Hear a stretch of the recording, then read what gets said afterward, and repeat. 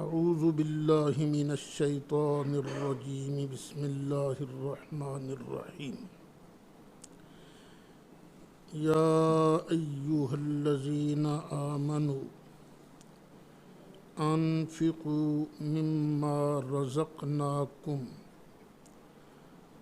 من قبل ان یأتی یوم لا بیع فیہ ولا خلۃ ولا شفاعہ والکافرون هم الظالمون صدق اللہ مولانا العظیم۔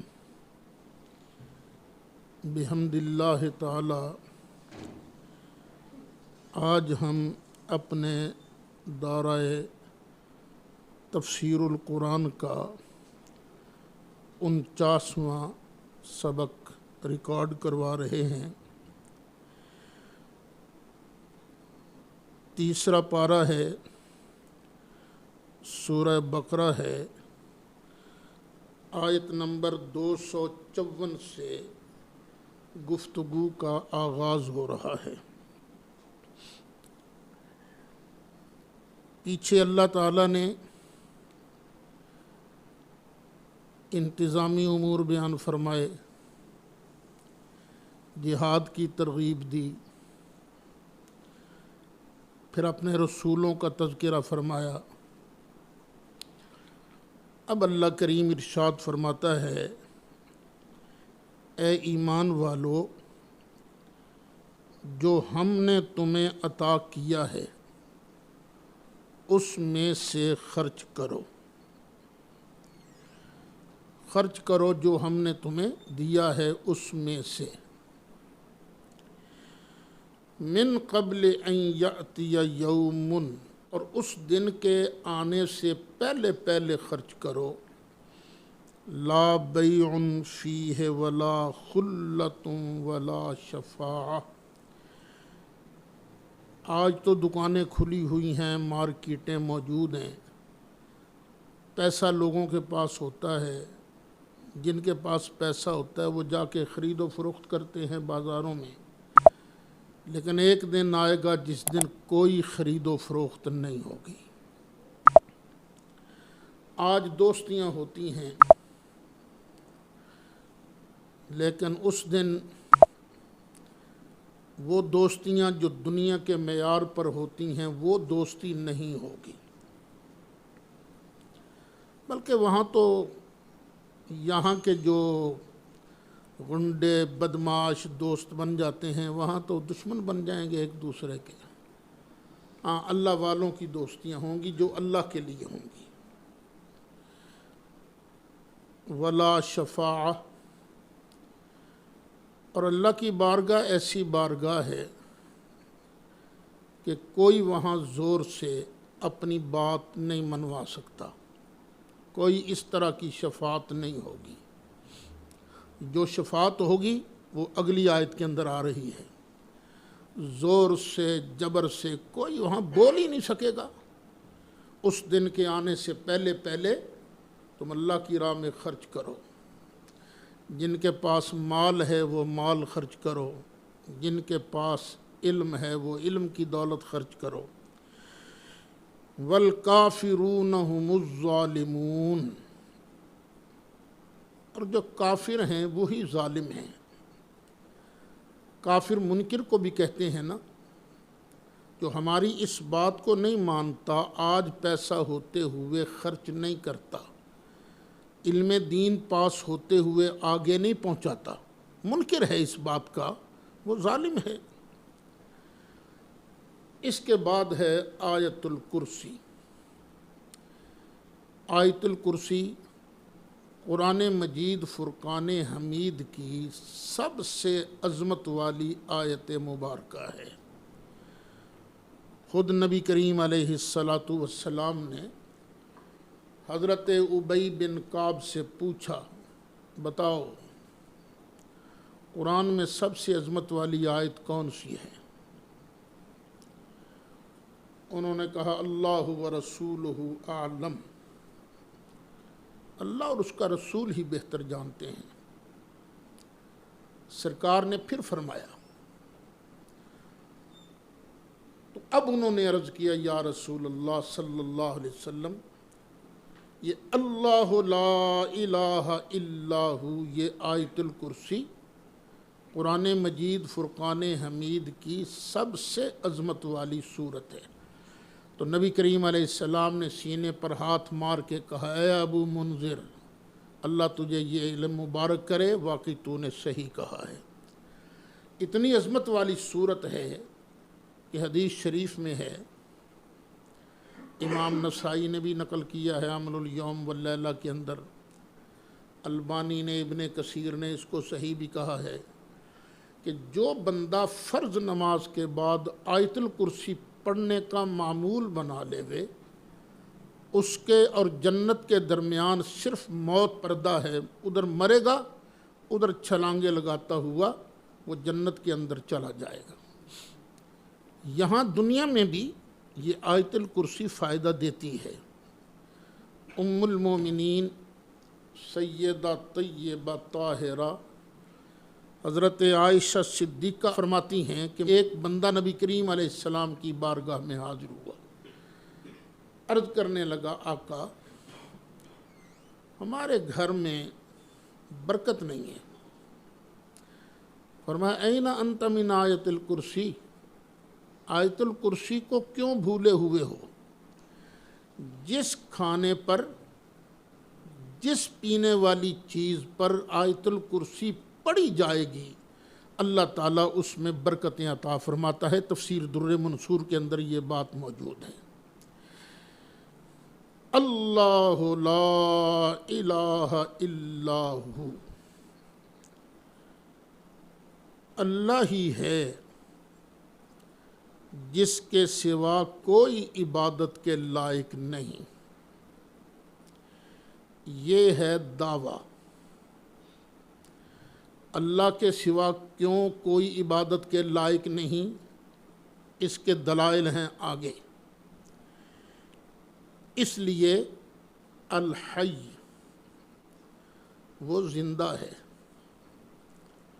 ہمیشہ سے ہے، ہمیشہ زندہ رہے گا۔ جب اس کے بغیر کوئی اور ہمیشہ سے زندہ نہیں ہے، عبادت کے لائق کیسے ہو گیا؟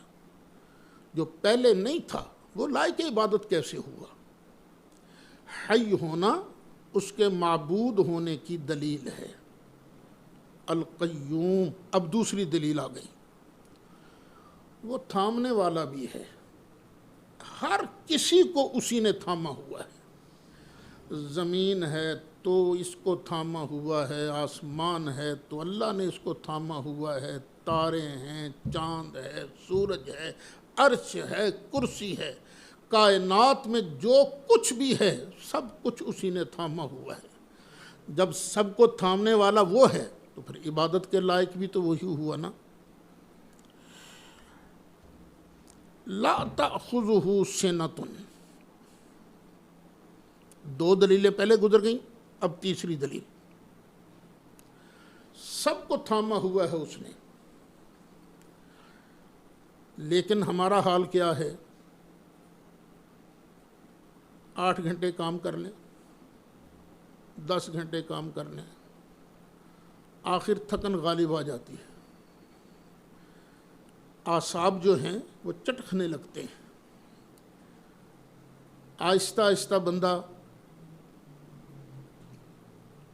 نیند میں جانے کی کیفیت محسوس۔ ایک ہے نیند اور ایک سے نیند ہے نیند سے پہلے کی کیفیت، جسے کہتے ہیں اونگ۔ اللہ کو تو اونگ بھی نہیں آتی۔ کائنات میں کوئی اور ایسا نہیں جو کسی کا محتاج نہ ہو، اللہ سب کو تھامے ہوئے ہے، لیکن اس کو اونگ نہیں، لاتا، اس کو اونگ پکڑتی نہیں۔ ولا نوم، نہ ہی اسے نیند آتی ہے، نہ نیند اسے پکڑے، نہ ہی اونگ اسے پکڑے۔ اگرچہ فرشتے بھی نیند وغیرہ سے پاک ہیں، لیکن پھر بھی وہ معبود نہیں ہیں۔ کیوں؟ اس لیے کہ یہ صفت اللہ نے انہیں عطا کی ہے نا۔ اس صفت میں وہ اللہ کریم کے محتاج ہیں، اس لیے عبادت کے لائق صرف اور صرف اللہ وحدہ لا شریک ہے۔ پانچویں دلیل اس کے الہ ہونے کی، لہو ما فی السماوات و ما فی الارض، جو کچھ بھی آسمانوں میں ہے، جو کچھ بھی زمین میں ہے، سب کا وہی مالک ہے۔ میرا مالک بھی اللہ، آپ کا مالک بھی اللہ، نبیوں کا مالک بھی اللہ، زمین و آسمان کا مالک بھی اللہ، خود نبی کریم علیہ السلام کا مالک بھی اللہ، کیونکہ سرکار بھی تو زمین کے اندر ہے نا، زمین میں ہے۔ جو کچھ بھی آسمان و زمین میں ہے سب کا مالک اللہ ہے۔ جب سب کا مالک اللہ ہے تو پھر پرستش اور عبادت کے لائق بھی تو وہی ہے نا، کوئی اور عبادت کے لائق نہیں ہے۔ من ذا الذی یشفع عندہ الا باذنہ، کون ہے جو اللہ کے سامنے شفاعت کرے اس کی اجازت کے بغیر؟ اس کی اجازت کے بغیر کوئی اس کی بارگاہ میں بول تک نہیں سکتا۔ تو جب اس کی اجازت کے بغیر کوئی اس کے سامنے بول نہیں سکتا، الا من اذن لہ الرحمن، جب اس کے سامنے کوئی اجازت کے بغیر بول نہیں سکتا، کسی کی شفاعت نہیں کر سکتا، پھر عبادت کے لائق بھی تو وہی ہے نا۔ وہ حدیث شفاعت میں نے آپ کو سنائی تھی کہ نبی کریم علیہ السلام ارشاد فرماتے ہیں، جب سارے لوگ سرکار کی بارگاہ میں حاضر ہوں گے، آقا اللہ کی بارگاہ میں سفارش کر دیجئے، ہمارا حساب کتاب شروع ہو، تو نبی کریم علیہ السلام کیا کریں گے؟ اللہ کی بارگاہ میں سجدے میں گر جائیں گے اور اللہ تعالیٰ کی وہ تعریف کریں گے جو اللہ اس وقت نبی کریم علیہ السلام کو سکھائے گا۔ پھر اللہ ارشاد فرمائے گا، اے پیارے محبوب، ارفع راسک، چل اپنا سر انور اٹھا، سل توتا، تو مانگ، جو مانگے گا ہم دیں گے، وشفا تو شفا، تو سفارش کر، تیری سفارش کو قبول کیا جائے گا۔ تو سرکار عرض کریں گے، یا رب امتی امتی، یا اللہ میری امت پر رحم فرما۔ اب دیکھیے سرکار کو اجازت مل رہی ہے، اور اجازت صرف اس وقت نہیں، اس کا اعلان پہلے سے ہو چکا ہے۔ اللہ فرمائے گا، جا محبوبہ، جانا، خود جا، جہنم کے اندر جھانک کے دیکھ، جس کے دل کے اندر دانے جتنا بھی ایمان ہے، چل اس کو جہنم سے باہر نکال دے۔ تو جب اللہ کی بارگاہ میں کوئی اس کے اذن، اس کی اجازت کے بغیر بول نہیں سکتا، شفاعت نہیں کر سکتا، تو پھر بھئی عبادت کے لائق بھی تو وہی ہے نا۔ کتنی دلیلیں ہو گئیں؟ حی ہے، قیوم ہے، اس کو اونگ نہیں پکڑتی، نیند نہیں اسے آتی، زمین و آسمان میں جو کچھ بھی ہے سب کا مالک وہ ہے۔ چھٹی، کوئی اس کی اجازت کے بغیر اس کی بارگاہ میں شفاعت نہیں کر سکتا۔ آگے ساتویں، یعلم ما بین ایدیہم وما خلفہم، جو لوگوں کے آگے ہے نا اللہ اس کو بھی جانتا ہے، جو پیچھے ہے اللہ اس کو بھی جانتا ہے۔ اب آگے اور پیچھے کا معنی کیا؟ یعنی جو میرے سامنے ہے اللہ اس کو بھی جانتا ہے، جو میرے پیچھے ہے اس کو بھی اللہ جانتا ہے، یہ بھی مطلب ہو سکتا ہے۔ دوسرا معنی یہ، جو بھی ہمارے آگے ہونے والا ہے، آگے ہوگا، اللہ اس کو بھی جانتا ہے، جو کچھ پیچھے ہو گیا ہے اللہ اس کو بھی جانتا ہے۔ جب ہر چیز کو ہر وقت صرف وہی جاننے والا ہے تو پھر عبادت کے لائق بھی تو وہی ہے نا۔ ہم نبی کریم علیہ السلام کے لیے علم غیب کا دعویٰ ضرور کرتے ہیں، لیکن اللہ کی عطا کے بغیر نہیں مانتے، اور نہ ہی ہم یہ دعویٰ کرتے ہیں کہ ہر آن، ہر گھڑی، ہر چیز کا علم نبی کریم علیہ السلام کو ہے، نہ، یہ شان صرف اور صرف اللہ وحدہ لا شریک کی ہے۔ کتنے دلائل ہو گئے خدا کی توحید کے ساتھ؟ آگے آٹھواں، ولا یحیطون بشیء من علمہ الا بما شاء۔ اللہ کا جو علم ہے، اللہ کے علم کے کسی بھی حصے کو کسی اور کا علم احاطہ نہیں کرتا۔ اللہ کی معلومات جو ہیں، مثلا یہ بوتل بھی اللہ کی معلومات میں ہے، یہ مجھے بھی نظر آ رہی ہے، آپ کو بھی نظر آ رہی ہے، لیکن ہمارا علم اس بوتل کا احاطہ نہیں کرتا، ہمارا علم اس کا محیط نہیں ہے۔ محیط کا مطلب یہ ہے کہ اس بوتل کے اندر پانی کے کتنے قطرے ہیں اور ہر قطرہ کس سائز کا ہے۔ پھر یہ پلاسٹک کا بنا ہوا ہے، ذرات کو جوڑ کر پلاسٹک کی بوتل بنائے گی، کتنے ذرات ہیں اس کے اندر، ہر ذرے کی دوسرے ذرے کے ساتھ نسبت کیا ہے، پھر اس ایک ذرے کی کائنات کے باقی تمام ذرات کے ساتھ کیا نسبت ہے، یہ ہے علم محیط۔ تو اللہ کو جو علم محیط ہے نا، اس میں سے ایک ذرے کا بھی کوئی احاطہ نہیں کر سکتا الا بما شاء۔ ہاں، اللہ تعالیٰ کے علم میں سے وہی جان سکتا ہے جتنا اللہ چاہے، یعنی اللہ جس کو عطا کرے۔ تو اللہ کی عطا کے بغیر چونکہ کوئی جان ہی نہیں سکتا، اس لیے عبادت کے لائق بھی وہی ہے۔ کتنے نو دلائل ہو گئے؟ 8۔ چلو جی، 9واں، وسع کرسیہ السماوات والارض، اس کی کرسی ہے۔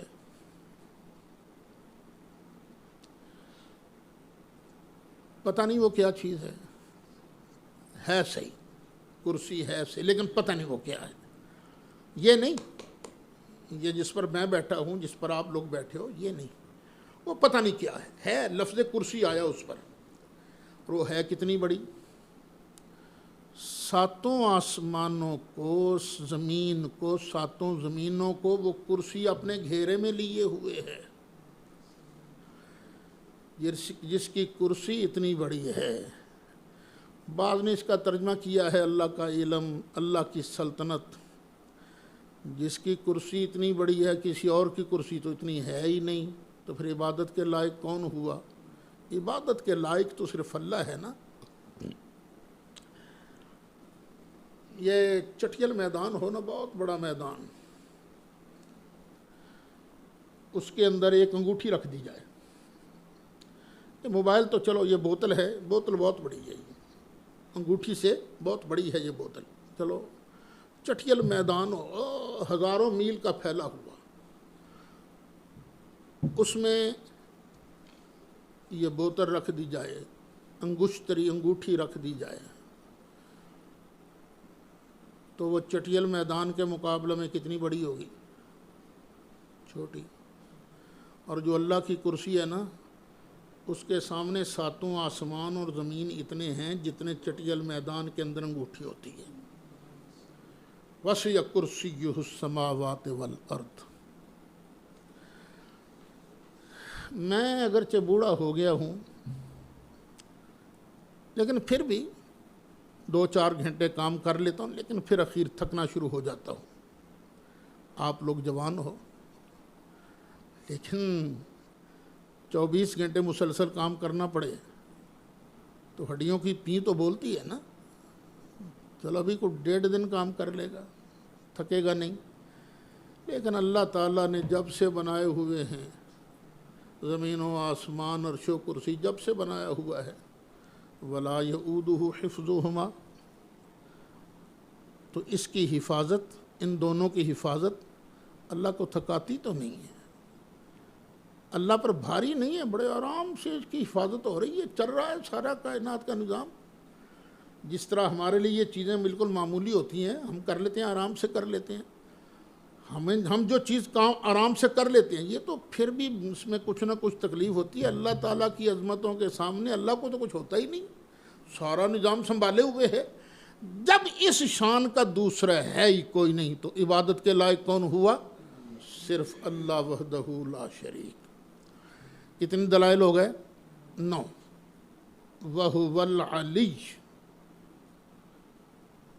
وہ بلند ہے، بلند ہے، اس جیسی بلندی والا کوئی نہیں اس کی بلندی جیسا۔ 10 عظیم، عظمت والا، اس جیسی عظمتوں والا ہے کوئی نہیں۔ چونکہ اس شان کا مالک کائنات کے اندر دوسرا ہے ہی نہیں، اس لیے عبادت کے لائق بھی صرف اور صرف وہی پروردگار ہے۔ لیکن پھر میں یہاں آپ کو مشورہ دوں گا کہ ایاک نعبد کی تفسیر کرتے ہوئے میں نے عبادت اور تعظیم، بندوں کی تعظیم میں فرق بیان کیا تھا۔ یہ بندوں کی تعظیم کرنا یہ عبادت نہیں ہوتی، عبادت اور چیز کا نام ہے۔ اس کلپ کو سن لیجئے گا۔ آگے فرمایا لا اکراہ فی الدین، دین میں جبر نہیں ہے۔ کسی کو زبردستی نہیں کہا جا سکتا چلو کلمہ پڑھ، زبردستی کلمہ نہیں پڑھایا جا سکتا، دین میں جبر نہیں ہے۔ قد تبین الرشد من الغی، یہ جبر کیوں نہیں ہے؟ کلمہ کیوں نہیں زبردستی پڑھایا جا سکتا؟ اس لیے کہ نیک رستہ، اچھا رستہ بھی واضح ہو گیا ہے اور گمراہی بھی واضح ہو گئی ہے، ایمان بھی واضح ہو گیا ہے، کفر بھی واضح۔ اب جس کا جی چاہتا ہے آئے قبول کر لے، من شاء فلیؤمن ومن شاء فلیکفر۔ اچھا، کسی کو زبردستی کلمہ نہیں پڑھایا جا سکتا، لیکن کسی کو بغاوت کی اجازت بھی نہیں دی جا سکتی۔ دیکھیں نا، ہماری ریاست ہے پاکستان، پاکستان کی ریاست کا ایک قانون ہے کہ یہاں کوئی بندہ بغاوت نہیں کر سکتا، جو بغاوت کرے گا اسے موت کی سزا دی جائے گی۔ اسی طرح بغاوت والا مسئلہ الگ ہے، ارتداد کی سزا، لیکن زبردستی کسی کو کلمہ نہیں پڑھایا جائے گا۔ وہ ایک پٹھان نے کسی سے سن لیا نا کہ کلمہ پڑھانے کا بڑا ثواب ہے۔ ایک سکھ آتا ہوا نظر آتا، کہنے اوہ خبیث کا بچہ، چلو کلمہ پڑھو۔ اس نے کہا زبردستی نہیں کلمہ پڑھاتے، اس نے الو کا پٹا کلمہ پڑھو، اب مارے گا تم کو، پیر مارے گا تم کو۔ اس نے اور نہیں خان صاحب زبردستی کسی کو نہیں، الو کا پٹا بکواس کرتی ہے، ہم تم کو مارے گا، پڑھو کلمہ۔ اس نے کہا اچھا چلو پڑھاؤ کلمہ۔ خبیث کا بچہ مجھے خود نہیں آتا ہے، خود ہی پڑھو۔ تو زبردستی نہیں کسی کو، یہ جو شوق ہو جاتا ہے نا بعض تبلیغیوں کو، تو یہ زبردستی کلمہ نہیں پڑھانا ہے۔ فَمَن يَكْفُرْ بِالطَّاغُوتِ، اور جو انکار کرے گمراہ کرنے والے کا، طاغوت گمراہ کرنے والے کو کہتے ہیں۔ وَيُؤْمِن بِاللَّهِ، اور اللہ پر ایمان لائے۔ اب دیکھیے یہاں انکار پہلے ہے، اللہ پر ایمان بعد میں ہے۔ سچا مومن ہے ہی وہ جس کے دل میں ہر بد مذہب کے بارے میں نفرت ہو، اس کی ذات سے نہیں، اس کی بدعقیدگی سے، اور اللہ سے پیار ہو، نفرت پہلے اور پیار اللہ سے بعد میں۔ کلمہ شریف کیا پڑھتے ہو؟ لا الہ الا اللہ، جھوٹے معبودوں کی نفی پہلے اور سچے خدا کی یاد بعد میں۔ وَمَن يَكْفُرْ بِالطَّاغُوتِ، جو انکار کرے شیطان کا، شیطان کو گمراہ کرنے والے کو نہ مانے، وَيُؤْمِن بِاللَّهِ، اور اللہ کو مان لے، فَقَدِ اسْتَمْسَكَ بِالْعُرْوَةِ الْوُثْقَىٰ۔ یہ جو کڑے ہوتے ہیں نا، کڑے آپ نے دیکھے ہوں، کڑے جن پر ہاتھ ڈالا جاتا ہے، کئی کڑے ہوتے ہیں بڑے کمزور، تھوڑا سا بوجھ ڈالو تو تڑک کر کے ٹوٹ جاتے ہیں، اور کئی ہوتے ہیں بڑے مضبوط۔ تو اللہ فرماتا ہے جس نے ان کا انکار کیا طاغوت کا اور اللہ کو مانا، پس اس نے تھام لیا ہے بالعروہ، کڑے کو، الوثقیٰ جو بڑا مضبوط ہے۔ لن فصام لہا، یہ کڑا ٹوٹ نہیں سکتا۔ ایمان والے کڑے کو تم تھام کے رکھو، یہ چھوڑے گا نہیں تمہیں، تھامنا تم نے ہے اس کو، تو یہ تمہیں پھر آرام سے جنت کے اندر لے جائے گا۔ واللہ سمیع علیم، اللہ تعالیٰ سننے والا ہے، جاننے والا ہے۔ اللہ ولی الذین آمنوا، اللہ ولی ہے ایمان والوں کا، دوست ہے ایمان والوں کا۔ ایمان والوں تمہیں مبارک ہو، سچا ایمان رکھو، تو پھر اللہ کہتا ہے میں تمہارا دوست ہوں۔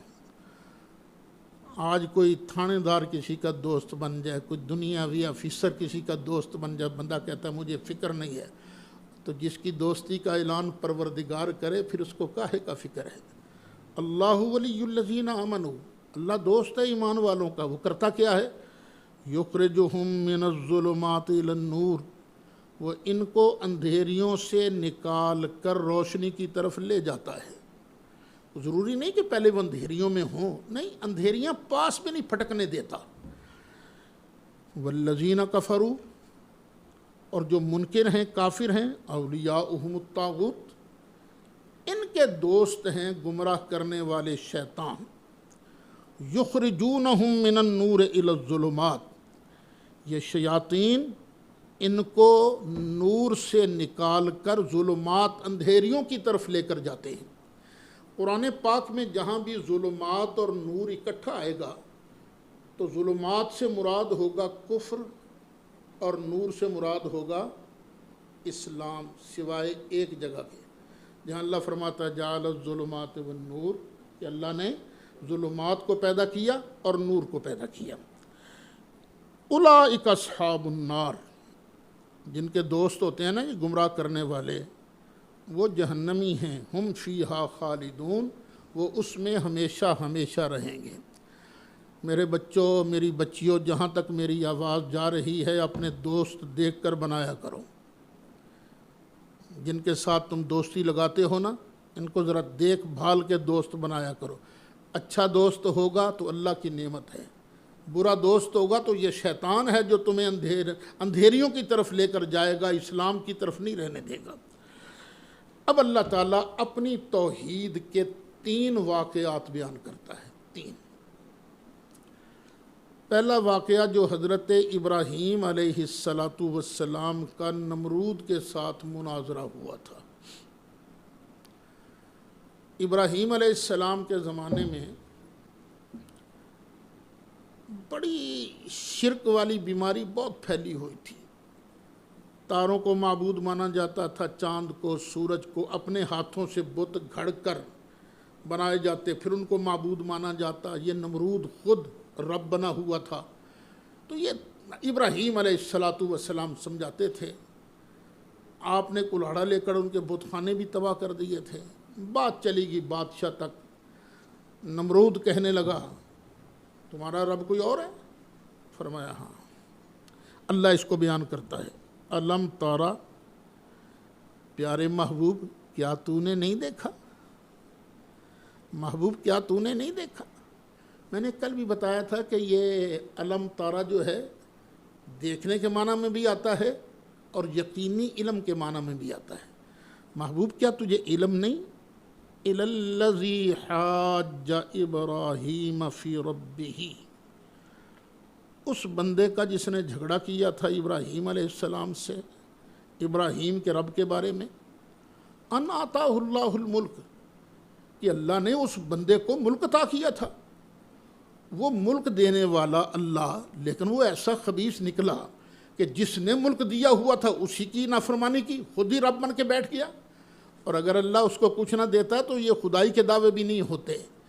یہ یاد رکھو، جس کے پاس کچھ ہوتا ہے اللہ کبھی کبھی دیتا ہے امتحان کے لیے۔ اکڑ نہیں آنی چاہیے کہ میرے پاس علم بہت ہے، میں یہ ہوں، میرے پاس دولت یہ اتنی ہے، میں یہ ہوں، نہ، بلکہ عاجزی اور انکساری کے ساتھ رہنا چاہیے۔ اچھا، اس کو چونکہ ملک ملا تھا تو وہ جھگڑ پڑا اس ابراہیم علیہ السلام کے ساتھ۔ اذ قال ابراہیم ربی الذی یحیی و یمیت، جب فرمایا ابراہیم علیہ السلام نے کہ میرا رب وہ ہے جو زندہ بھی کرتا ہے اور مارتا بھی ہے، کہنے لگا انا احیی و امیت، یہ کام تو میں بھی کر لیتا ہوں، میں زندہ بھی کرتا ہوں اور میں مارتا بھی ہوں۔ دو قیدی بلائے، ایک کو مروا دیا، ایک کو چھوڑ دیا، کہنے لگا دیکھا ایک کو زندہ کر دیا، ایک کو مردہ کر دیا۔ ابراہیم علیہ السلام چاہتے تو فرما سکتے تھے کہ جس کو تو نے مارا ہے نا اسی کو زندہ کر کے دکھا، لیکن ابراہیم علیہ السلام نے فرمایا خود ہی لوگ دلیل کو سمجھ جائیں گے، دوسری دلیل پھٹ دی۔ ہمارے جیسے کمزور لوگوں کو مناظرہ کا طریقہ سکھا رہے تھے، فٹ ابراہیم علیہ السلام نے دوسری دلیل دی۔ وہ دوسری دلیل کیا تھی؟ قال ابراہیم فإن اللہ یأتی بالشمس من المشرق فأت بہا من المغرب، بے شک اللہ تعالیٰ سورج کو نکالتا ہے مشرق سے، تو ذرا مغرب سے نکال کے دکھا نا، تو دعوے کرتا ہے کہ میں زندہ کرتا ہوں، چل ذرا سورج کو نکال کے دکھا۔ فبہت الذی کفر، پس مت ماری گئی کافر کی، مبہوت ہو گیا، کوئی جواب نہ آیا، ہوش اڑ گئے کافر کے۔ واللہ لا یہدی القوم الظالمین، اور اللہ تعالیٰ ظالم قوم کو ہدایت نہیں دیتا ہے۔ اس واقعے نے بتایا کہ اللہ تعالیٰ ہی وہ ذات ہے جو زندہ بھی کرتی ہے، جو موت بھی دیتی ہے، جو سورج کو مشرق سے طلوع کرتی ہے، مغرب میں غروب کرتی ہے۔ تو جس ذات کے اندر اتنی پاوریں ہوں، عبادت کے لائق بھی صرف وہی ہے۔ اب دوسرا واقعہ بیان ہو رہا ہے، او کالذی مر علی قریۃ وہی خاویۃ علی عروشہا، یا محبوب تو نے نہیں دیکھا اس بندے کو جو گزرا ایک بستی سے، وہی خاویۃ، اور وہ بستی گری ہوئی تھی، علی عروشہا، اپنی چھتوں پر۔ اللہ تعالیٰ بلڈنگوں کو محفوظ رکھے، یہ جو بلڈنگیں ہیں، ورنہ آپ دیکھو گے جو مکان گرتا ہے نا تو اس کی چھت نیچے ہوتی ہے، دیواریں اس کے اوپر آ جاتی ہیں، تو اسی طرح بستی کو دیکھا۔ قال انا یحیی ہذہ اللہ بعد موتہا، اس بندے نے کہا اس بستی کے تباہ ہونے کے بعد اللہ اسے کیسے زندہ کرے گا، کیسے زندہ کرے گا؟ یہ بندہ کون تھا؟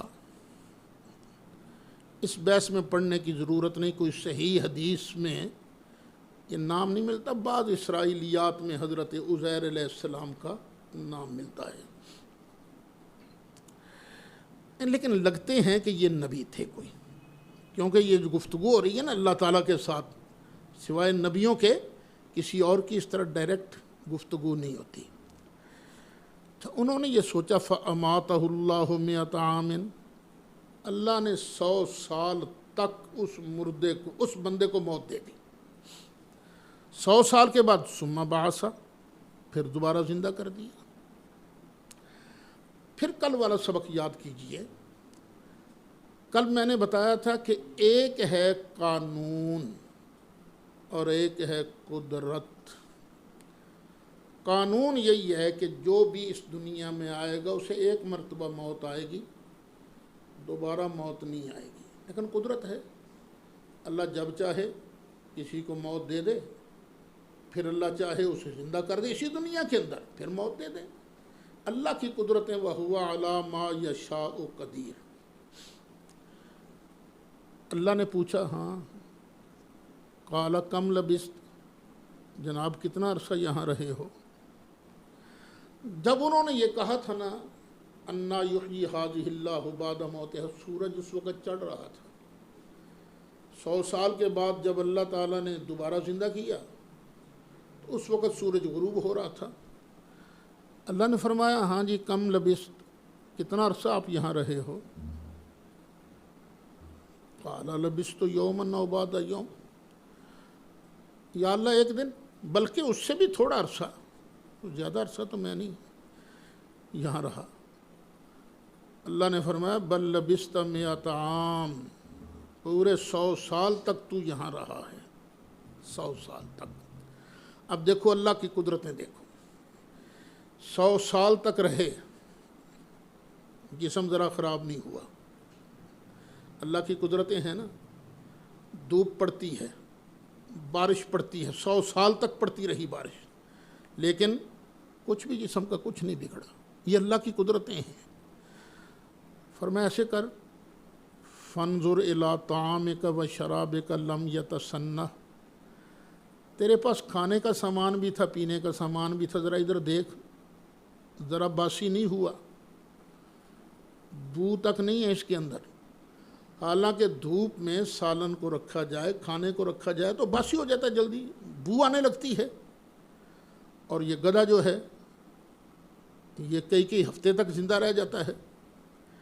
پھر آگے فرمایا وانظر الی حمارک، ذرا اپنے گدھے کو بھی تو دیکھنا، وَلِنَجْعَلَكَ آیَةً لِلنَّاسِ، اور یہ سب کچھ ہم اس لیے کر رہے ہیں کہ ہم تجھ کو لوگوں کے لیے ایک نشانی بنائیں، لوگ تجھے دیکھ کر یقین کر لیں کہ واقعی اللہ تعالیٰ قادر ہے، یہ مرنے کے بعد دوبارہ زندہ فرمائے گا اور وہاں ہمیں ایک ایک چیز کا حساب دینا ہوگا۔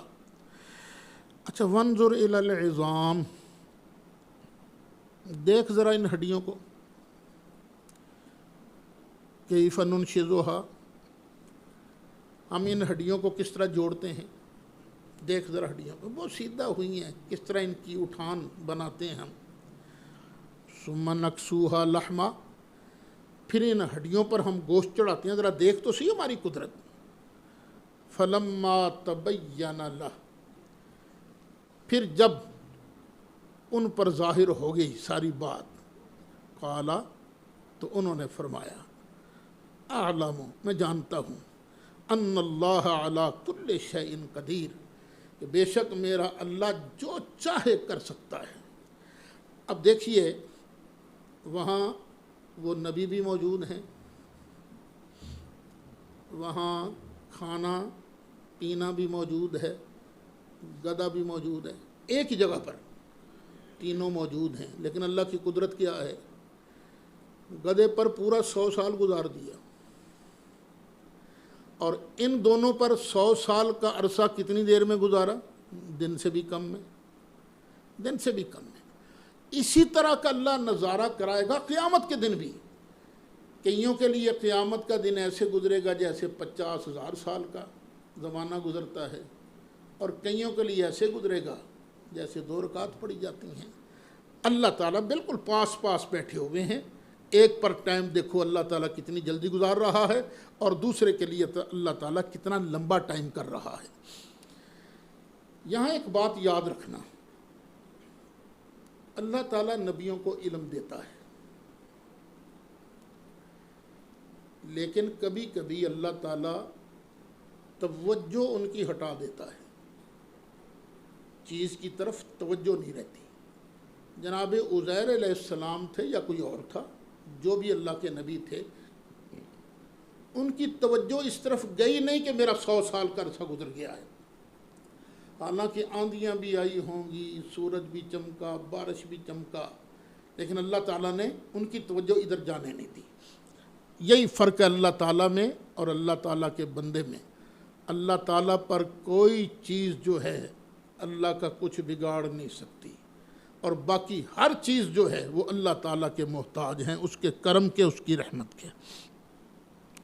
اب تیسرا واقعہ پھر ابراہیم علیہ السلام کا، وَإِذْ قَالَ إِبْرَاهِيمُ رَبِّ أَرِنِي كَيْفَ تُحْيِي الْمَوْتَى۔ ابراہیم علیہ السلام تشریف لے جا رہے تھے، دریا کے کنارے دیکھا ایک ناش پڑی ہے، پانی کی مچھلیاں بھی آن کے نا اس کو کھا رہی ہیں، ہوا کے پرندے بھی، زمین کے جانور بھی۔ اس ناش کا کچھ حصہ کدھر گیا، کچھ حصہ کدھر گیا، ابراہیم علیہ السلام سوچ میں پڑ گئے، ناش ایک ہے، اس کا کچھ حصہ کدھر گیا، اللہ تعالیٰ اسے کیسے زندہ کرے گا۔ اور جب فرمایا ابراہیم علیہ السلام نے، اے میرے رب مجھے دکھا تو مردے کیسے زندہ کرے گا۔ قال اولم تؤمن، ابراہیم پیارے کیا تو مانتا نہیں کہ میں زندہ کر سکتا ہوں؟ قال بلا، عرض کیا کیوں نہیں یا اللہ، بالکل میں مانتا ہوں، لیکن ایک بات ہے، وَلَٰكِن لِيَطْمَئِنَّ قَلْبِي، بس اپنے دل کی تسلی کے لیے، کیونکہ ایک ہوتی ہے سنی سنائی بات اور ایک ہوتی ہے آنکھوں دیکھی بات۔ دیکھیے جناب موسیٰ علیہ السلام کو کوہ طور پر اللہ نے بتا دیا تھا تیری قوم نے پیچھے بچھڑے کو معبود بنا لیا، سن لیا، کوئی اثر ہی نہیں ہوا، اور جب آئے اپنی آنکھوں سے دیکھا کہ اب یہ بت پرستی ہو رہی ہے، بچڑا پرستی ہو رہی ہے، تو غصے میں کانپنے لگ گئے۔ تو نہیں یا اللہ، میں تو صرف دل کی تسلی کے لیے عرض کر رہا ہوں۔ اللہ نے فرمایا فَخُذْ أَرْبَعَةً مِّنَ الطَّيْرِ، چل تو 4 پرندے لے لے، فَصُرْهُنَّ إِلَيْكَ، پھر ان 4 کو اپنے ساتھ مانوس کر لے، اپنے ساتھ ہلا لے۔ ایک ترجمہ یہ ہے۔ دوسرا ترجمہ یہ ہے کہ پھر ان کو ان کے پیس کر دے، ٹکڑے ٹکڑے کر دے۔ دونوں معنی ہو سکتے ہیں، لیکن ہم کر رہے ہیں پہلے والا معنی، فَصُرْهُنَّ إِلَيْكَ، پھر ان کو اپنے ساتھ مانوس کر لے۔ وہ اس طرح کہ آپ نے بلی گھر میں رکھی ہو نا، 15-20 بلیوں میں مل بھی جائے تو آپ کو پتہ چل جاتا ہے آپ کی کون سی ہے، یہ ہے نا، 4 مہینے 6 مہینے رکھی ہو پاس، تو ابراہیم پیارے چلنا تو 4 پرندے اپنے پاس رکھ لے، مانوس کر لے، تاکہ تجھے پتہ چل جائے کہ ہاں یہ وہی پرندے ہیں۔ پھر ایسے کر، ثُمَّ اجْعَلْ عَلَىٰ كُلِّ جَبَلٍ مِّنْهُنَّ جُزْءًا، جب ہم یہ ترجمہ کریں گے نا فَصُرْهُنَّ إِلَيْكَ، ان کے ساتھ، ان کو اپنے ساتھ مانوس کر لے، تو آگے یہاں ایک جملہ محذوف ماننا پڑے گا، ثُمَّ قَطِّعْهُنَّ، پھر ان کے ٹکڑے ٹکڑے کر، ٹکڑے ٹکڑے کر دینا، ان کا پھر قیمہ بھی مکس کر دینا۔ ثُمَّ اجْعَلْ عَلَىٰ كُلِّ جَبَلٍ مِّنْهُنَّ جُزْءًا، پھر یہ جتنے ارد گرد کے پہاڑ ہیں نا، ہر پہاڑ پر تھوڑا تھوڑا مکس قیمہ ان کا رکھتا جا۔ ثُمَّ ادْعُوهُنَّ، پھر تو ان کو پکار، يَأْتِينَكَ سَعْيًا، یہ تیرے پاس دوڑتے ہوئے آ جائیں گے۔ ابراہیم علیہ السلام نے 4 پرندے لے لیے، کون کون سے تھے اس بحث میں پڑھنے کی ضرورت نہیں، اسرائیلیات ہی ملتی ہیں، مور تھا، کبوتر تھا، کوا تھا، گدھ تھا، جو بھی تھے، 4 پرندے لیے، ان کو کچھ عرصہ اپنے پاس رکھا، پھر ان کو ذبح کیا، پھر ان کا قیمہ بنایا، ہڈیاں بھی کوٹیں، پر بھی کوٹے، گوشت بھی کوٹا، پھر مکس کر دیا۔ مکس کرنے کے بعد قیمہ اس پہاڑ پر، کچھ قیمہ اس پہاڑ پر، کچھ قیمہ اس پہاڑ پر نہ قیمہ رکھ دیا۔ پھر درمیان میں کھڑے ہوئے آواز دی، یا طاؤس، اوے مور۔ اب مور والا جو قیمہ تھا جہاں جہاں تھا وہ اپنی جگہ سے اٹھا، ایک جگہ اکٹھا ہوا، سچ مچ کا مور بن کے دوڑتا ہوا واپس آ گیا۔ یہ قرآن فرما رہا ہے نا، ثُمَّ ادْعُوهُنَّ، پھر تو ان کو پکار، يَأْتِينَكَ سَعْيًا، یہ تیرے پاس دوڑتے ہوئے آ جائیں گے۔ وَاعْلَمْ، اور تو جان، ان اللہ عزیز حکیم، بے شک اللہ تعالیٰ غالب ہے، حکمت والا ہے۔ اب ابراہیم علیہ السلام نے کیا ان پرندوں کو پکارا یا نہیں پکارا؟ پکارا، تو قرآن ہے نا۔ تو ابراہیم علیہ السلام جب مور کو پکار رہے تھے، کبوتر کو پکار رہے تھے، کوے کو پکار رہے تھے، تو ان کا یہ پکارنا کیا ان پرندوں کی عبادت تھا؟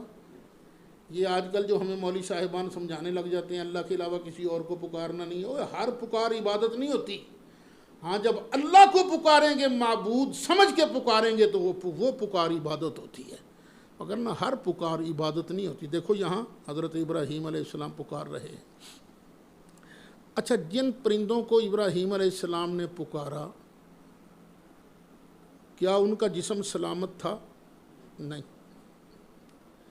ایک جگہ تھا اکٹھا؟ نہیں، الگ الگ جگہ تھا نا۔ تو جب ابراہیم علیہ السلام نے پکارا تو انہوں نے سنا کہ نہیں سنا؟ سنا۔ جن کا جسم بھی سلامت نہیں، جن کا جسم اکٹھا نہیں، جس کے ٹکڑے پڑے ہوئے ہیں، اگر اللہ تعالیٰ اپنی قدرت کا اظہار فرماوے، ان کو جناب ابراہیم کی پکار سنا دے، تو جس مصطفیٰ علیہ السلام کا جسم مبارک بھی صحیح سلامت ہے، ایک جگہ جلوہ فرما ہے، سرکار کے کان بھی سلامت ہیں، آنکھ بھی سلامت ہیں، جب امتی یہاں سے فریاد کرتا ہے محبوب سمجھ کر، تو اللہ بڑی قدرتوں والا ہے، اللہ چاہے تو ان کی فریاد محبوب کو سنا دیتا ہے۔ اس لیے تو ہم کہتے ہیں فریاد امتی جو کرے حال زار میں، ممکن نہیں کہ خیر بشر کو خبر نہ ہو۔ مثل الذین ينفقون اموالهم فی سبیل اللہ، اللہ تعالیٰ یہاں سے پھر اپنی راہ میں خرچ کرنے کی ترغیب ارشاد فرماتا ہے۔ فرماتا ہے مثال ان لوگوں کی جو اپنے مالوں کو خرچ کرتے ہیں اللہ کی راہ میں، کا مثل حبۃ، ایک دانے کی مثال ہے،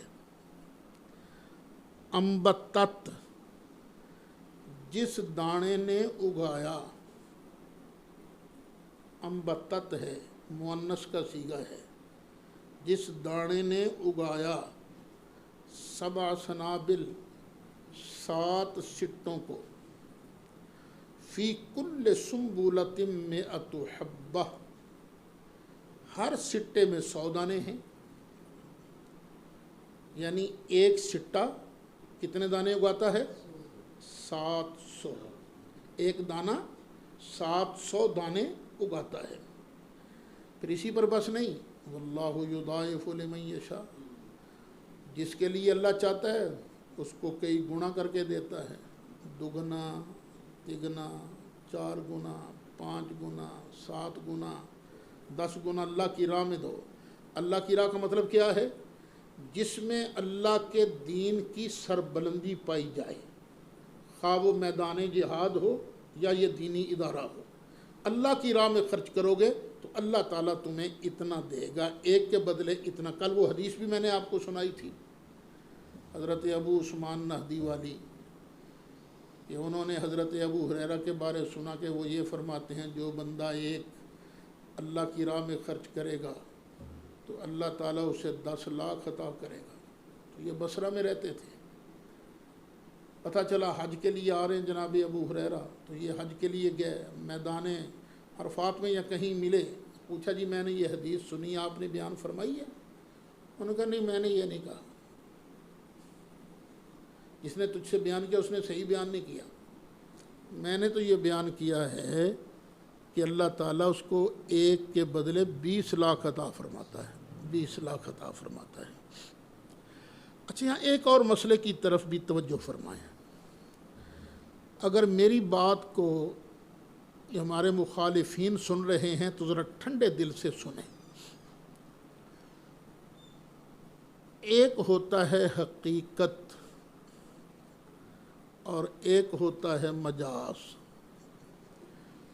فعل کی ورب کی نسبت جب اصل فاعل کی طرف کی جائے، اصل سبجیکٹ کی طرف کی جائے تو اسے کہتے ہیں حقیقت، اور جب فعل کی نسبت کسی سبب کسی ریزن کی طرف کی جائے تو اسے کہتے ہیں مجاز عقلی، مجاز۔ اب حقیقت میں اگاتا کون ہے؟ اللہ تعالیٰ۔ اگر ہم کہیں اللہ نے اس فصل کو اگایا،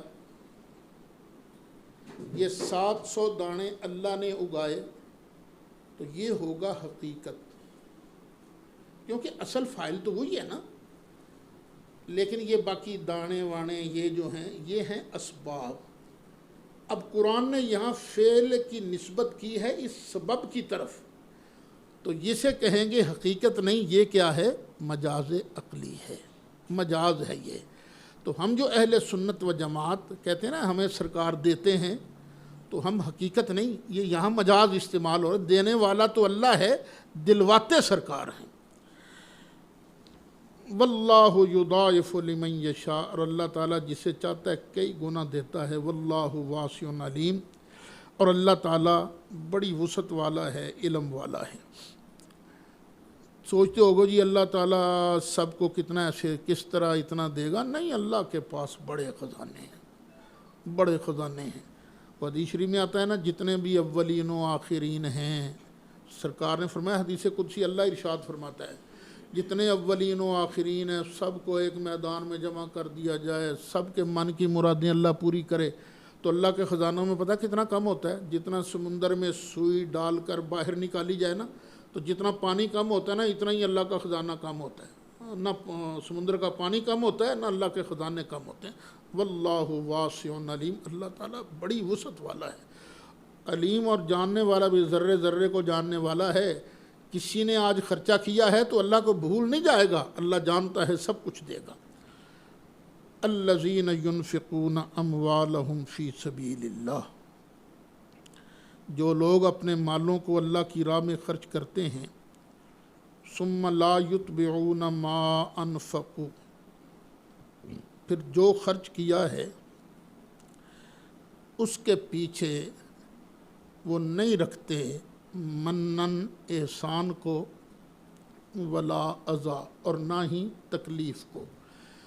اللہ کی راہ میں خرچ کرنے کے بعد وہ احسان نہیں جلاتے، میں تینوں انہیں پیسے دیتے سن، میں جی یہ کیتا سی، تھانوں مدرسے نوں کمرہ نہیں سے بنا کے دیتا، پھر تنگ بھی کرتے ہیں کئی لوگ۔ نہ، اللہ فرماتا ہے جو لوگ خرچ کرنے کے بعد نہ احسان جتلائیں نہ ہی تکلیف دیویں، صرف اللہ کی رضا کے لیے خرچ کرے، لہم اجرہم عند ربہم، ان کے لیے ان کا اجر ان کے رب کے پاس ہے، انعام رب کے پاس ہے، اللہ انعام دے گا۔ ولا خوف علیہم ولا ہم یحزنون، اور نہ انہیں کسی بات کا ڈر ہوگا، نہ انہیں غم ہوگا۔ غم ہوتا ہے جو چیز ضائع ہو جائے، ڈر ہوتا ہے کسی آنے والی چیز کو۔ بارش بڑی برس رہی ہو، آپ اندر بیٹھے ہوں، یا اللہ باری شروع ہو جائے، اب باہر نکلتے ہوئے تم ڈرو گے، ڈرو گے۔ پیسے نکل گئے تھے، جیب کٹ گئی تھی، اب اس کا افسوس ہوگا۔ لیکن جو لوگ اللہ کی راہ میں خرچ کرنے کے بعد نہ احسان جتلاتے ہیں نہ ہی دکھ دیتے ہیں، تو ان کو اللہ انعام کیا دے گا قیامت کے دن؟ نہ ان کو کسی چیز کا ڈر ہوگا، نہ ما فاتا کا وہ افسوس ہوگا۔ یہ کتنی بڑی دولت ہے، اپنے آپ سے پوچھو نا، ہمارا کتنا کتنا نقصان ہوا ہے، لیکن جب بھی یاد آتا ہے دکھ تو لگتا ہے، پیسے مارے گئے تو ڈر بھی لگتا ہے، یار فلانا نہ اس طرح کر دے، فلانا نہ اس طرح کر دے۔ لیکن یہ جو اللہ کے پیارے ہیں نا، جن کو اللہ اپنا دوست بناتا ہے، پھر ان کو نہ کوئی خوف ہوتا ہے نہ وہ غم۔ قول معروف، اچھی بات کہنا، ہمارے مبلغین بھی سن لیں، قول معروف، اچھی بات کہنا، ومغفرۃ، اور درگزر کرنا، معاف کر دینا، خیر، یہ بہت بہتر ہے، من صدقۃ یتبعھا اذی، اس صدقے سے جس کے بعد تنگ کیا جائے۔ صدقہ دیا آپ نے، اللہ کی راہ میں خرچہ کیا، لیکن بعد میں تنگ کرنا شروع کر دیا، اس سے تو بہتر تھا تو نہ ہی دیتا، ہنس کے بات کر لیتا۔ اس نے اگر زور دے کے کہا نا، زور دے کے دے یار، دے کچھ دے، چلو تو درگزر کرتا، اس کے اصرار پر در معاف کر دیتا اس کو، تو یہ بہت بہتر ہے اس صدقہ سے جس کے پیچھے ہو دکھ۔ واللہ غنی حلیم، اللہ تعالیٰ غنی ہے، اللہ بے نیاز ہے، کسی کی پرواہ نہیں اسے، بے نیاز ہے، حلیم، بڑا بردبار ہے، بڑے حلم والا ہے۔ او لوگوں کے سامنے جھکتے ہو، اس کے سامنے جھکو، اللہ کی بارگاہ میں جتنا مرضی گر گڑاؤ، اللہ خوش ہوتا ہے، میرا بندہ میرے سے مانگ رہا ہے۔ یا ایھا الذین آمنوا، او ایمان والو، لا تبطلوا صدقاتکم بالمن والاذی، نہ باطل کر ڈالو اپنے صدقات کو احسان رکھ کر اور ایذا دے کر۔ خرچہ بھی کرتے ہو، بعد میں احسان جتلاتے ہو، بعد میں دکھ دیتے ہو، تو کیوں اپنا صدقہ دیا ہوا ضائع کرتے ہو؟ کالذی ينفق مالہ رئاء الناس، اس آدمی کی طرح جو اپنا مال خرچ کرتا ہے لوگوں کو دکھاوے کے لیے۔ اللہ کی رضا مقصود نہیں، مقصود یہ ہے کہ لوگ دیکھیں اور کہیں واہ بے بڑا سخی ہے بھائی۔ ولا یؤمن باللہ والیوم الآخر، نہ وہ اللہ کو مانتا ہے نہ ہی آخرت کے دن کو۔ اگر آخرت کے دن پر سچا ایمان ہوتا، اللہ پر سچا ایمان ہوتا تو اللہ کے لیے کرتا نا، کہ میرا اللہ اس سے راضی ہوگا۔ فَمَثَلُهُ كَمَثَلِ صَفْوَانَ، تو ایسا آدمی جو دکھاوے کے لیے خرچ کرتا ہے، اس کی مثال ایسے ہے جیسے کہ ایک چٹان، سیدھی چٹان، علیہ تراب، آندھی آ کے نا اس پر تھوڑی سی مٹی جم گئی ہے۔ چٹان کے اوپر تھوڑی تھوڑی مٹی نہیں آ جاتی، جس طرح آندھی آتی ہے تو ہمارا فرش نہیں وہ ہو جاتا، مٹیالہ ہو جاتا ہے، مٹی آ گئی یار۔ پھر فَأَصَابَهُ وَابِلٌ، بارش آئی، زور کا می پڑا، فَتَرَكَهُ صَلْدًا، اب اس نے اس چٹان کو نرا پتھر بنا کے چھوڑ دیا۔ ایتھے وڑیواں کچھ ہے اگنی، اس مٹی میں اگر تم بیج ڈالو گے تو کیا اگے گا؟ تو اٹھا کر لے گئے ساری بارش کی۔ لا یقدرون علی شیء مما کسبوا، انہوں نے اس چٹان پر جتنی محنت کی تھی اس میں سے کوئی چیز اس کو ملنے والی نہیں۔ وہ بیج بھی گیا، ساری محنت تباہ و برباد ہو گئی۔ واللہ لا یہدی القوم الکافرین، اسی طرح جو ریاکاری کے لیے خرچ کرتے ہیں نا، ایسے لوگوں کو اللہ تعالیٰ ہدایت نہیں کرتا، کافروں کو اللہ سیدھا راہ نہیں دکھاتا۔ تو جب بھی خرچ کرو دل میں یہ ہو کہ میرا مالک اس سے راضی ہوگا۔ وَمَثَلُ الَّذِينَ يُنْفِقُونَ أَمْوَالَهُمُ ابْتِغَاءَ مَرْضَاتِ اللَّهِ، اور ان لوگوں کی مثال جو خرچ کرتے ہیں اپنا مال ابتغاء مرضات اللہ، اللہ کی رضا چاہنے میں۔ مال کیوں خرچ کرتے ہیں؟ کہ مالک راضی ہو جائے گا۔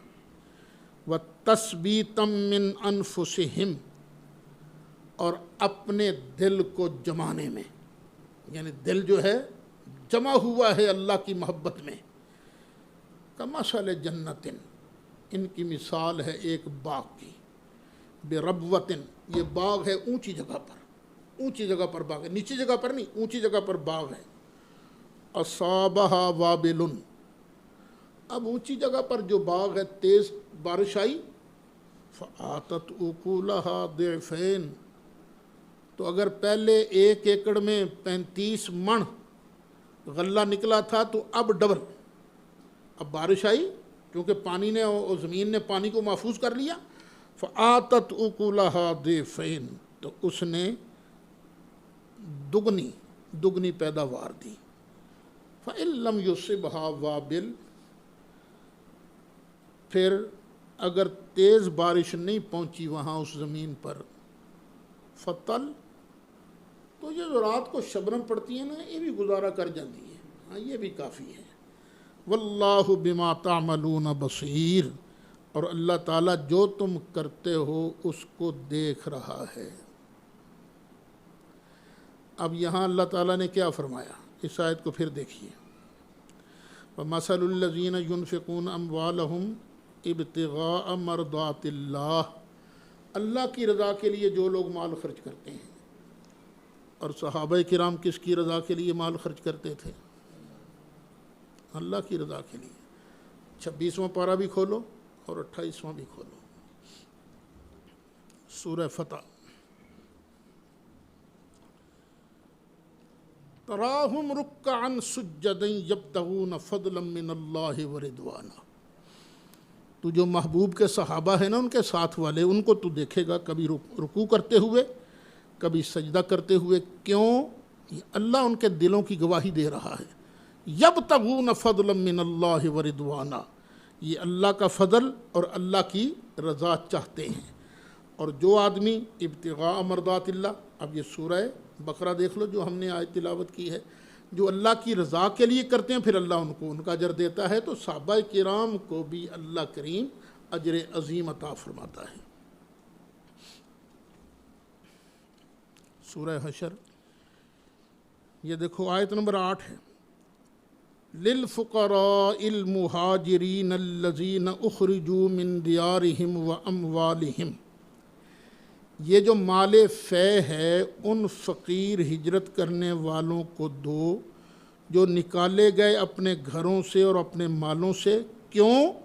یبتغون فضلا من اللہ ورضوانا، یہ اللہ کا فضل اور اللہ کی رضا چاہتے ہیں. وینصرون اللہ ورسولہ، اور اللہ کی مدد کرتے ہیں اور اللہ کے رسول کی مدد کرنا چاہتے ہیں. تو صحابہ کرام کے بارے خبردار کبھی کوئی برا لفظ منہ سے نہ آ جائے. جو سب سے نچلے درجے کا صحابی ہے، سب سے نچلے درجے کا صحابی، وہ تو سارے اولیاء اللہ سے افضل ہے، بابا فرید سے افضل ہے، سلطان بہو سے افضل ہے، خواجہ اجمیری سے افضل ہے، غوث اعظم سے افضل ہے، داتا صاحب سے افضل ہے، با یزید بستامی سے افضل ہے، حسن بصری سے افضل ہے. تو جو سب سے نچلے درجے کا صحابی ہے اس کا یہ حال ہے، تو جو ابو بکر صدیق ہیں، سب صحابہ کے سردار ہیں، ان کی عظمتوں کا عالم کیا ہوگا.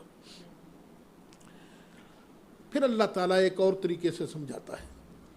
فرمایا اَیَوَدُّ أَحَدُكُمْ أَن تَكُونَ لَهُ جَنَّةٌ مِّن نَخِیلٍ وَأَعْنَابٍ تَجْرِی مِن تَحْتِهَا الْأَنْہَارُ، کیا تم میں سے کوئی یہ پسند کرے گا کہ اس کا باغ ہو بہت بڑا،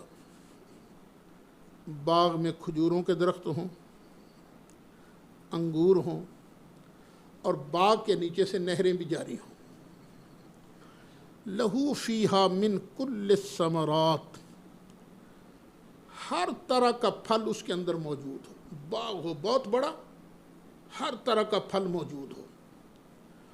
وَأَصَابَهُ الْكِبَرُ، جو مالک ہے باغ کا وہ بوڑھا ہو چکا ہو، خود بوڑھا ہے، باغ اس کا بڑا شاندار ہے. وَلَهُ ذُرِّيَّةٌ ضُعَفَاءُ، اور بچے اس کے چھوٹے ہیں، کمزور ہیں. اچھا خدا نہ خواستہ یہ باغ تباہ ہو جائے، خود اتنی ہمت ہے نہیں کہ دوبارہ اس کو آباد کر سکے، بچے اتنے بڑے نہیں، ان کے اندر اتنی پاور نہیں کہ وہ دوبارہ آباد کر سکے. کیا تم میں سے کوئی چاہے گا فَأَصَابَهَا إِعْصَارٌ، کہ اس باغ کو ایک بگولا آن پہنچے، فیہ نارٌ، جس میں آگ ہو، فاحترقت، اور باغ سارے کا سارا جل جائے؟ کیا کو پسند کرے گا؟ اور اسی طرح تم مال خرچ کرتے ہو، اس مثال کو سامنے رکھو. مال خرچ کرنا ہے تو اللہ کی رضا کے لیے خرچ کرو، وگرنہ تم ریا الناس، لوگوں کے دکھلاوے کے لیے خرچ کرو گے، یا لوگوں پر احسان جتلاؤ گے، یا لوگوں کو بعد میں دکھ دو گے، تو بالکل اسی طرح ہو جاؤ گے، تمہارا ساری کمائی جو ہے جل جائے گی. کذالک یبین اللہ لکم الآیات لعلکم تتفکرون، اللہ تعالیٰ اسی طرح تمہارے لیے کھول کھول کے آیتیں بیان کرتا ہے، نشانیاں بیان کرتا ہے، تاکہ تم دھیان لگاؤ، تاکہ تم سوچو اور خلوص سے نیت کے ساتھ اللہ کی بارگاہ میں جھک جاؤ. مولا صلی وسلم دائما ابدا.